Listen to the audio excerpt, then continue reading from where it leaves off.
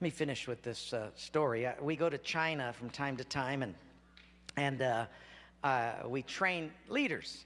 And this time we brought up 22 leaders from the Hunan province, and they rode 13 hours on a train to get to a hotel that they came up 2 by 2 in these elevators so as to not draw any attention. And then they got to a hotel room, a little apartment room. It's only about 700 square feet. In the little living room, no air conditioning, hardwood floor, 22 sat there. I came in, and when you teach in China, you start at 8 in the morning and you don't get done till 5 at night. You teach the whole day. They were sitting there, all 22 of them, and I looked around and I said, now, if we get caught, what will happen to me? They said, oh, you'll get deported in 24 hours and we'll go to prison for 3 years.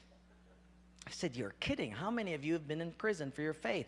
Out of 22, 18 raised their hands. I thought, no way. I looked at him and I said, you 22 people, how many people do you oversee? Because they were all of these small group leaders, underground church leaders in the Hunan province. I said, how many, if you counted up all the people under your jurisdiction, how many would it be? And they counted them up, and they said, little over 20 million. I said, what? See, we forget there's 1.3 billion people in China. This is crazy. Well, I had 15 Bibles, and I passed them out. Obviously, 7 didn't get them. And I said, let's turn to 2 Peter chapter 1, and we're going to read it. And just then, one lady handed hers to somebody next to her. And I thought, interesting. Well, we turned there anyway, and as we started reading it, I understood why she gave it away. She had memorized the whole thing. She just recited the whole chapter. When it was done, I went over to her at a break, and I said, you recited the whole chapter. She says, oh yes, I've memorized many chapters. I said, where did you memorize so many chapters? She said, in prison. I said, you have much time in prison. So I said, but don't they confiscate the Bible? And she said, yes. So people bring in scriptures written on pieces of paper, and they bring it in. So I said, but then if they find that piece of paper on you, won't they confiscate that? She said, oh yes, that's why you memorize it as fast as you can. Because even though they can take the paper away, they can't take what's hidden in your heart. I thought, wow. Well, after 3 days, you fall in love with these people.